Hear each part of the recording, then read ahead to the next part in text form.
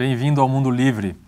Hoje nós vamos falar sobre o difícil, mas firme começo de Maurício Macri na presidência da Argentina. Vilma, não é muito fácil desmantelar um governo de viés autoritário que se pretendia eterno, né? Como era o caso dos governos kirchneristas. É bem difícil e isso somado às condições econômicas.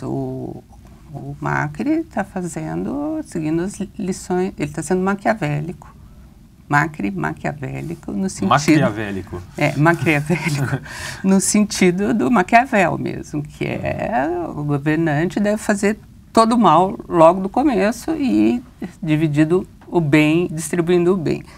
Porque ele, pelo programa dele e pelo que ele falou que ele ia fazer, ele tem que tomar medidas, continua tendo que...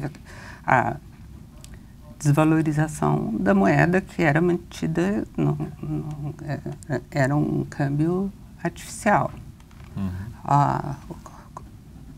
Ao controle da inflação que vai se mostrar com certeza o aspecto mais difícil.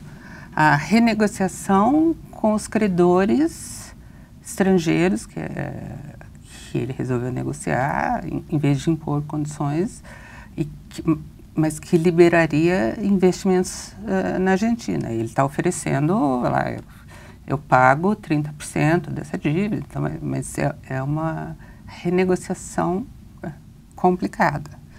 E desmontar o aparelhamento do Estado. Sim. Que até o último minuto o kirchnerismo, fora aquele aparelhamento assim, contínuo, ainda deixou bombas, por exemplo, nomear embaixador nos Estados Unidos, que é um cargo essencial, inclusive porque essa renegociação daquela dívida lá, que não foi, dos que não aceitaram a solução anterior, está sendo feita nos Estados Unidos. Então, é tudo difícil. Aumentar a luz. Todo mundo quer luz barata, né? Mas não existe luz barata, né, Diogo? Você sabe que a energia, subsidiada no governo. A energia elétrica mais cara que existe é aquela que não tem quando você precisa dela. Ou seja, a Argentina, com o populismo falsamente distributivista, tinha congelado e subsidiava a luz. Você sabe que tem outros países vizinhos que também interferiram no preço da energia elétrica e deu uma desgraça, que eu vou te contar, sabe? No preço da gasolina, essas coisas, né? Agora, na Argentina, por causa desses subsídios, todo mundo pagava contas, assim,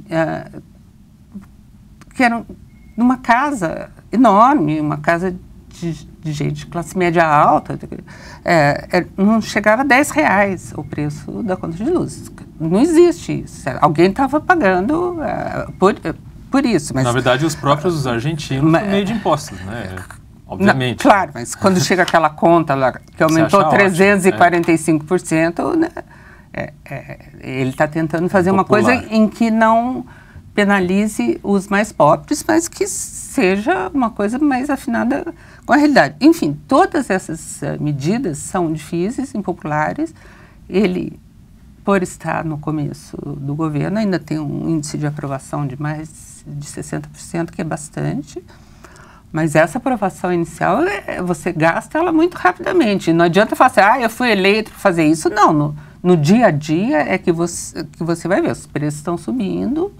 E ele fala assim, não, o objetivo é criar empregos aqui, mas demora anos para criar esses empregos. Então, é um começo difícil e ele também é briguento. Ele como dizem as crianças, ele é marrento. Ele compra brigas pequenas, como ele comprou com a Cristina, de onde seria o local da posse. Ele não cedeu, não arredou o pé. E continuam acontecendo esses pequenos confrontos que, no fim, trazem um desgaste. Ele mandou, por exemplo, tirar o retrato dos velhos, né, do Néstor Kirchner e do Hugo Chávez, tirar do palácio e mandar lá para o museu.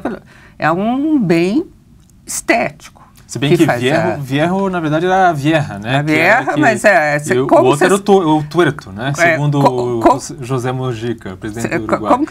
E o outro não chegou a ficar Vierro graças à medicina cubana, né? A medicina cubana fez uma intervenção rápida ali. Então, ele faz isso e fez... Tem um sentido isso, mas provoca aqueles peronistas de raiz, aquela gente que até os que votaram no Macri, que o governo foi uma tragédia, certo? Terminou no inferno econômico, mas que tem uma simpatia pelo Néstor Kirchner. Sim. Mas ele leva a fundo, ele é marrento. Mas enfim, ele está usando então aquilo que se chama de o capital político, né? Ele está usando o capital político de início de mandato para fazer tomar as medidas mais difíceis com a esperança de que daqui a 6, 8 meses ele comece a ter resultados, né, positivos dessas políticas. Né? Porque em algum momento era necessário arrumar a casa, não é?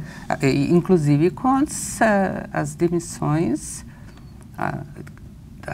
o aparelhamento de órgãos, como o Ministério da Cultura tinha quantidades, era o ministério com mais números de funcionários públicos. A gente sabe que a Argentina é um país que muito nobremente valoriza a cultura, a leitura, a literatura, mas não tinha, gente, era tudo para dar, muitos o que eles chamam, naquele lunfardo que eles falam em Buenos Aires, eles chamam de nhoques. Nhoques, é a nossa sinecura. Para nós é o funcionário fantasma. O nhoque, devido à imigração argentina, tem o mesmo significado que aqui em São Paulo o pessoal conhece. Dia 29 de cada vez é o dia do nhoque. Então, os nhoques, os funcionários nhoques, só aparecem uma vez por mês para receber salário. Então, tem muito... Só no dia 29. Ou qual seja o dia, mas ele só aparece uma vez por mês. Então, tem muito nhoque para tirar do caminho. E, obviamente, quem é demitido tinha ali um salário chegando, não gosta disso. Né? E teve os que foram demitidos e tentaram entrar na base de liminar, né? Que foi o caso do Sabatella, que era o responsável por implantar a lei de mídia, não é, Vilma? A Argentina fez, durante o kirchnerismo, os programas jornalísticos, programas políticos foram aparelhados, canais grandes de televisão, não é que só, tem blogueiro mesmo, né? Só aqueles blogueiros que ficam trabalhando para o governo. Ditos progressistas. Progressistas, vai progredindo o pagamento, você vai ficando mais progressista. Né? A Argentina avançou muito mais nesse rumo, e casos inacreditáveis, por exemplo, no Banco Central foram demitidos 400 funcionários, certo? E, inclusive, a mulher e o filho do ex-presidente do Banco Central, que era kirchnerista, e perguntaram para ele, isso é perseguição política? Ele falou assim, claro que é perseguição política. E daí defendeu como a mulher e o filho dele, que inclusive tinha uma tradição até de você colocar familiares para trabalhar ali. Sem contar o caso do Budu, né? Esse é um caso... O vice-presidente, né? O vice-presidente que está meio enrolado com a justiça. Sabe o país que tem ex-vice-presidente, no caso dele? Ex-político, assim, que está enrolado com a justiça? Esse também está faz tempo. Mas tem outros além da Argentina? É incrível, por incrível que pareça, mas o Budu, até pelos padrões vigentes do lado de cada da fronteira, ele abusou, né? Porque... ele comprou com uma empresa de fachada a gráfica que imprimia dinheiro, os pesos argentinos, ele tinha gráfica. Esse realmente é o cúmulo da corrupção, né? Você, ainda por cima, é dono da empresa que fabrica dinheiro, né? Maravilhoso. Entre outras coisas. Mas ele tinha também uma sala na sede do Banco Central, que... Ou seja, ele tinha a máquina de fazer dinheiro e tinha uma sala no Banco Central. Perfeito. Mas era a sala de fazer balada. Dinheiro é uma coisa, balada é outra. Porque ele é aquele bonitão, tocava guitarra e tal. E ele tinha essa sala no Banco Central que estava trancada. Quando vieram os novos responsáveis, precisaram chamar o serralheiro para abrir a porta. E descobriu que ele tinha discoteca lá dentro, com som, ele ficava brincando de DJ ali, fazendo tocando música, era um estúdio de gravação. Sabe-se lá o que ele fazia ali. Vamos mostrar uma foto do Bodu ali com nas picapes? Quer dizer, isso aí obviamente não é na sala do Banco Central, né? Mas ele tinha uma sala lá para Mas ele era do balacobaco, é isso, né? Tem, você sabe que tem F1, F2, F3, tem F, sei lá eu o que, né? Esse é o Amado Bodu. É o Amado Bodu, que continua os processos. E o Máximo Kirchner teve que ser colocado no seu devido lugar também? O filho da ex-presidente? Tá outra briga, porque o Máximo, que o kirchnerismo, como tudo na Argentina, você não está no poder, na Argentina, nos lugares, começa a perder os governadores, que estão vendo de onde que veio o dinheiro do governo federal, eles vão largando o barco. O Máximo Kirchner, que é o filho da Cristina, que é o responsável, que será o responsável por manter essa herança kirchnerista. Ele queria um determinado gabinete, ele foi eleito deputado, ele queria um determinado gabinete, ou melhor também, não sei se tinha DJ ali, mas a direção não permitiu. É claro que o Macri está sustentando isso. Não permitiu, botou aquela fita, sabe, de proibida entrar. CSI, assim? Aqui, local do crime, né? Nesse caso seria local de futuros crimes, né? Era uma fita de prevenção. Considerando-se o histórico. Atenção, Diogo, a gente só está fazendo referência ao histórico da família, né? Claro. E agora os camporistas, que já mudou, já não é mais kirchnerismo, é camporismo, porque é a organização do Máximo Kirchner. La Câmpora. Fico fazendo plantão ali para proteger, para não deixar os outros levarem. Então, outro deputado ocupar aquela sala. Tem essas questões que são pequenas e que o Macri leva a fundo e que tem um potencial simbólico muito grande.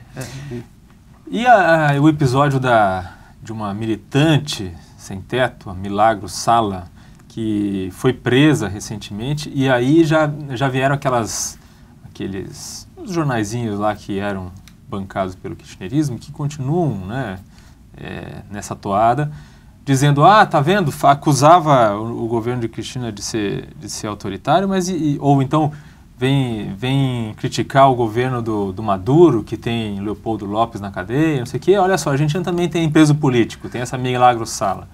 Bom, vamos começar dizendo o que ela não é. Ela não é presa política, embora ela esteja presa atualmente, muito provavelmente pela mudança na política, mas ela está presa com todas as coisas legítimas. Tem uma acusação, tem juiz, direito de defesa. Direito de defesa e a ordem judicial de continuar presa. Agora, esses juízes, essa acusação, essas acusações, que é metade do Código Penal, viu, Diogo? Sabe aquelas coisas que a gente conhece, que, assim, desvio de fundos, formação de quadrilha, administração fraudulenta, você já ouviu falar dessas coisas? Faz tempo que eu não vejo ninguém ser acusado. Então, tem essas acusações e tem outras que são mais sérias também, que são que o grupo dela, que é um grupo muito importante, que a gente que estava meio fora do radar, porque ela é de Jujuy, que é aquela província no norte da Argentina, teve até esses grupos, eles dominam bastante, eles têm 70 mil militantes. Você imagina o que é isso? Como Jujuy tem uma população muito pequena, é 10% da população do estado. Acusados de, enfim, aquelas brigas, quem vai dominar essa área, de terem cometido 2 homicídios. Coisa de gangue mesmo. O caso específico em relação a Milagrito, começou, a acusação original foi de incitação ao crime. O que ela faz? Ela é uma mulher muito...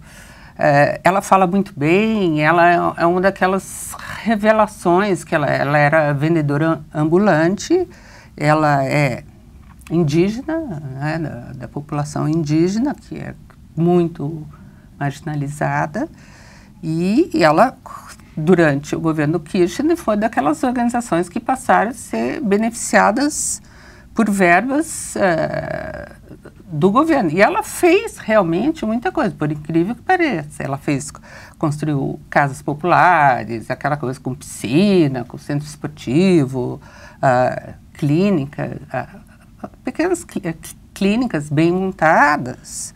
Então, ela tem alguma coisa para mostrar, ao contrário daqueles que só roubam. Mas tem os casos de verbas para obras que nunca foram feitas. Você já ouviu falar disso, Diogo? Não, normalmente, então, por que faria isso? Vai fazer uma obra, mas você dá a verba... E o dinheiro não é usado? Não é usado. E, de repente, a Milagro... Ainda bem que não acontece isso. Apareceu com casa, com piscina, né? Sítio, não sei, você sabe, gente, você já ouviu falar disso? Tem sítio, daí aquele... Que ninguém sabe de onde vem o dinheiro para comprar? Impagável, Jorge Lanata foi fazer um programa com o Milagro Sala. Jorge Lanata é um jornalista que é uma figura, famoso, ele é uma figura de show business mesmo.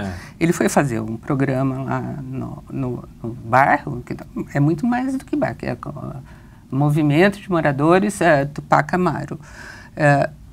E não deixaram ele filmar. Então ele falou, por quê? Então a Milagro o convidou, ele foi lá. Os dois são muito bons. E estavam todos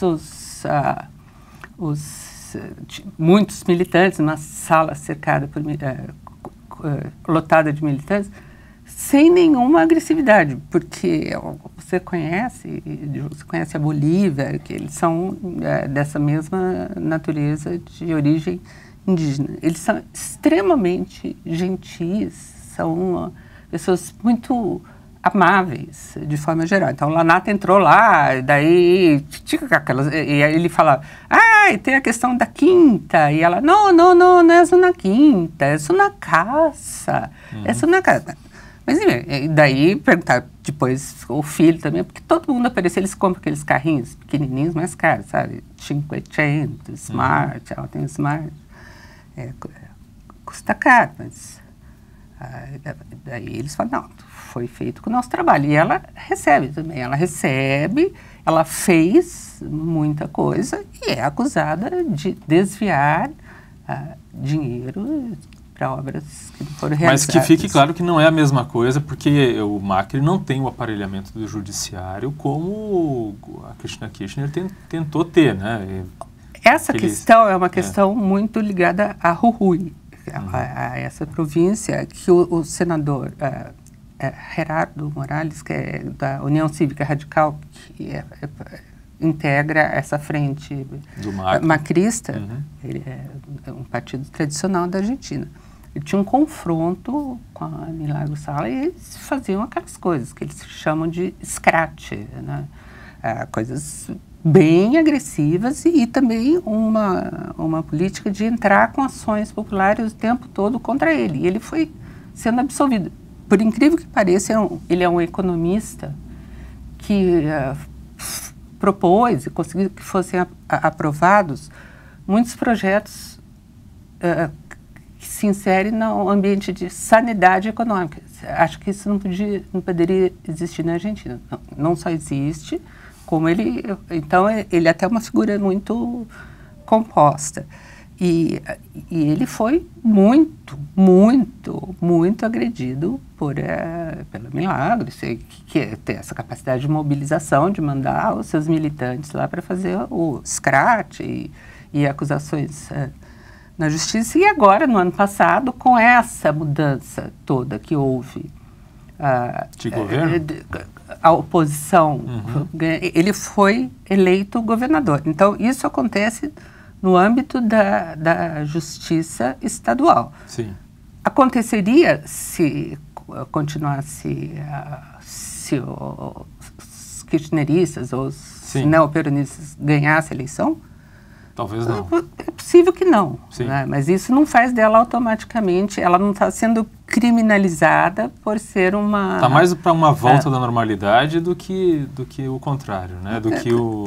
Essa palavra normalidade e Argentina, na mesma frase, sempre me deixa assim, um pouco aflita, sabe, Diogo? Bom, dentro do possível na Argentina. Nós temos um vídeo que mostra o movimento dela, né? E que é uma coisa assim interessante, porque tem uniformes e tal. Vamos ver.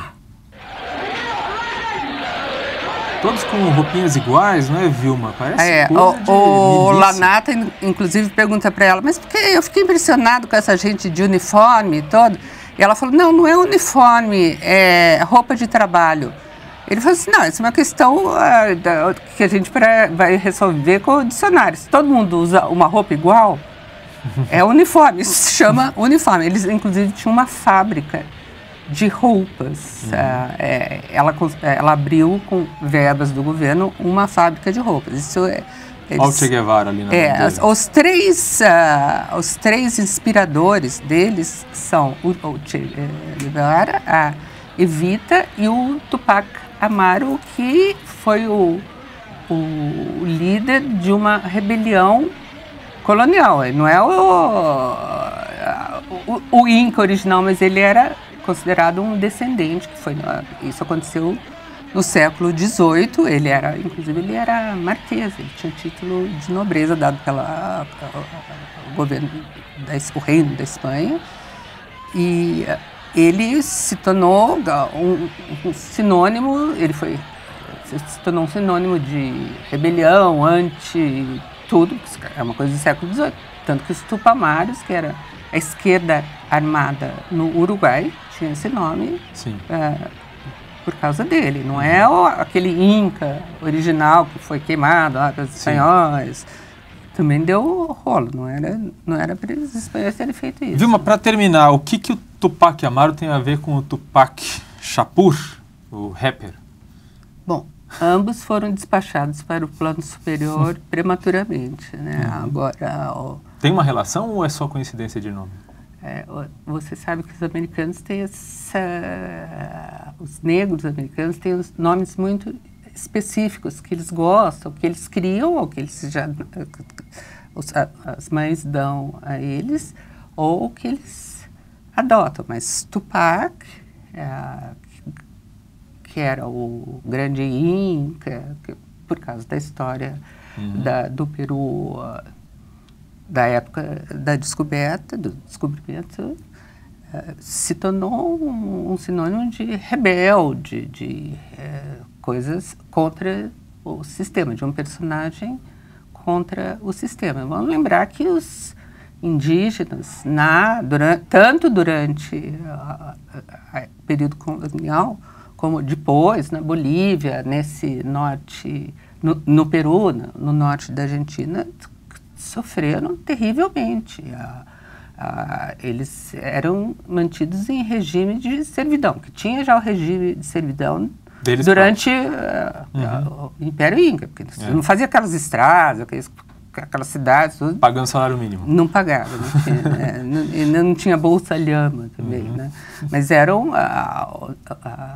os espanhóis reativaram esse sistema de servidão para que eles trabalhassem nas minas, uma coisa em condições abomináveis. Então, essas coisas, as consequências das nossas misérias não acontecem por acaso. Quando apareceu a Milagros Salas, fazendo casa, arrumando trabalho, ela ganhou um apoio muito grande. Agora, ela tem uma organização paramilitar. Essa organização, ela mesma já declarou que ela não se considera argentina, que ela essa coisa do bolivarianismo, que o Evo Morales, como também de herança indígena, ele virou o representante disso. Mas é uma organização que age numa região onde aumentou incrivelmente o tráfico de drogas, tem essa formação paramilitar, tem gente que diz que tem ex-senderistas do Sendero Luminoso lá, dando aulas de armamentos, então é uma coisa que estava meio fora do radar. Agora, fora da Argentina isso não era e também porque eles são em Jujuy, né? E como tinha tanto, eram os piqueteiros, entrava você precisa mobilizar o Luiz Delia, ela é associada à Central Sindical, que não é a CGT, a outra é a CTA, que é trotskista. Não me pergunte, Diogo, isso é argentino, estamos falando da Argentina, tá? Eles conseguem misturar senderista, que lembra que era maoísta, com trotskista, com indigenismo. Coisas da América Latina, né? Vilma, muito obrigado. Este foi o Mundo Livre, toda terça-feira em TV já. Até breve.